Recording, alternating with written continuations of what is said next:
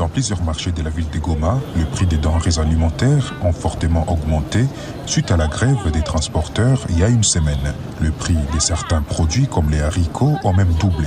Une situation que déplore Fidel Biouma, observateur des questions sociales et de sécurité dans la province du Nord Kivu. Une mesure des haricots qu'on achetait à 1200 francs, ces jours-ci vous allez trouver cette mesure à 3000 francs. Ça perturbe toute la situation et la population est en train de se poser des questions. Elle se retrouve dans un état ou dans quoi? La grève a été lancée à l'issue d'une réunion tenue le lundi dernier à Goma par les collectifs des transporteurs et vendeurs de vivres sur les axes Goma, Massissi, Walikale et Goma, Kanyabayonga, Butembo. Gervais Kanane, le président du mouvement du collectif, affirme que l'idée de mettre fin à leur mouvement n'est pas encore envisagée car les autorités ne semblent pas répondre à leurs revendications. Nous ne voulons plus continuer à nous sacrifier, autant mieux garder d'abord nos véhicules dans nos enclos en attendant que nos revendications soient prises en compte. Nous sommes allés voir le gouverneur pour ça et il nous a dit qu'il allait répondre positivement. Jusque-là, c'est plus d'1 mois, la situation demeure la même. Les transporteurs disent qu'ils sont entre le marteau et l'enclume. Le rebelle du M23 et le gouvernement provincial leur imposant des taxes de manière forfaitaire. Par exemple, le petit véhicule doivent payer $320 américains à chaque passage et les gros véhicules $400 américains dans les régions contrôlées par les groupes armés. Et lorsqu'ils arrivent dans les zones contrôlées par l'armée, le même véhicule doivent aussi débourser plus d'argent qu'avant le début de la guerre, alors qu'ils devraient en être exemptés, selon Serge Kambalé, un défenseur des droits de l'homme. Depuis longtemps, la société civile a crié de faire en sorte que cette zone puisse être déclarée une zone sinistrée. Malheureusement, c'est le contraire qui est fait. Ne vous étonnez pas de voir dans les jours qui sont en train de venir, la frustration, en fait, elle risque de prendre toutes les directions. Contacté, le porte-parole du gouverneur militaire du Nord Kivu a rassuré que les revendications des transporteurs sont en pleine étude au niveau de la hiérarchie. Zanem Netizaïdi à Goma pour la Deutsche Welle. Et toujours en RDC, notez la mort d'un mercenaire roumain de 2 militaires congolais qui ont été tués au cours de 3 événements distincts survenus samedi. On l'a appris hier. J'ajoute qu'un casque bleu a aussi été blessé.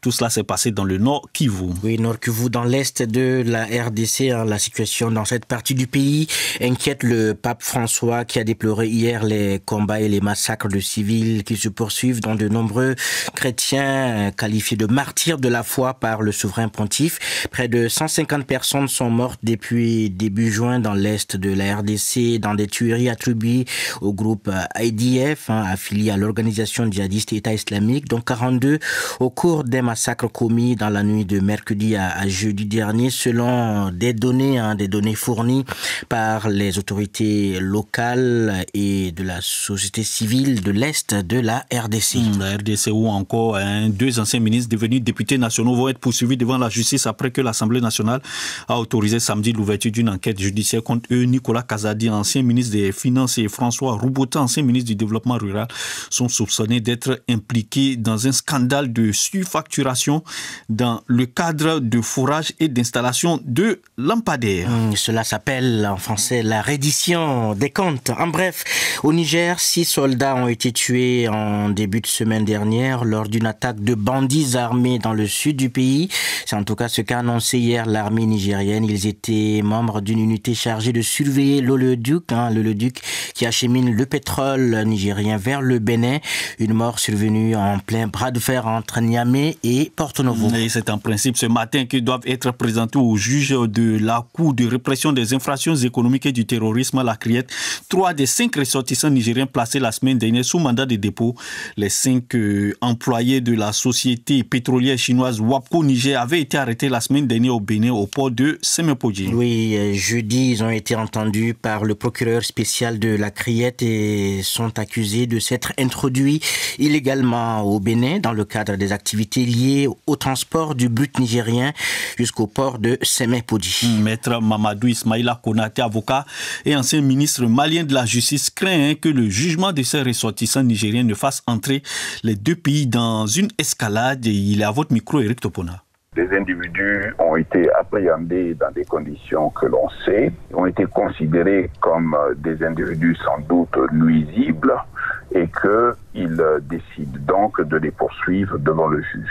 Mais ce faisant, ils ne doivent pas oublier qu'il s'agit d'individus ressortissants du Niger. Et deuxièmement, d'individus nigériens qui sont venus dans le cadre justement de l'acheminement de ce pétrole nigérien vendu aux Chinois qui devait passer par le port de Cotonou au Bénin. Et troisièmement, il ne faut pas non plus oublier que les difficultés d'hier ne doivent pas générer plus de difficultés de manière à ce que le Bénin fasse l'option de déférer ces personnes-là devant le juge et de faire d'une affaire politique une affaire judiciaire dans des conditions telles où la réciprocité peut donner l'occasion, justement, au Niger aussi, probablement, de se laisser aller dans une chasse aux sorcières pour appréhender des individus béninois au Niger, éventuellement leur coller le même sort. Oui, mais la justice béninoise accuse ces ressortissants nigériens de s'être frauduleusement introduits sur le territoire béninois, notamment au port de Sémépodji. Probablement, je ne connais pas le fond, mais si fraude il y a, cette fraude ne s'installe que dans le cadre justement de ce qui aujourd'hui constitue la difficulté avec le Niger. Il faut rappeler simplement que le Niger est en relation contractuelle avec une entreprise chinoise à qui il a vendu du pétrole et que ce pétrole est acheminé via les installations portuaires du Bénin et que c'est dans ce contexte-là que ces 5 individus se sont déplacés.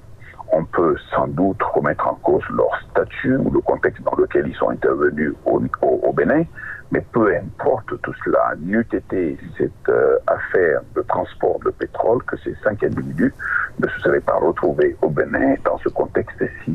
Donc visiblement, véritablement, le mobile qu'il y a, c'est quand même le mobile de l'exécution et du transport de ce pétrole-là. Si dans ce contexte-là, le Bénin a quelques reproches à faire à ces 5 individus, peut-être une chose, il ne faut pas oublier que le lien est politique, le lien est contractuel et le lien ne peut pas aller par-dessus tête de tout cela.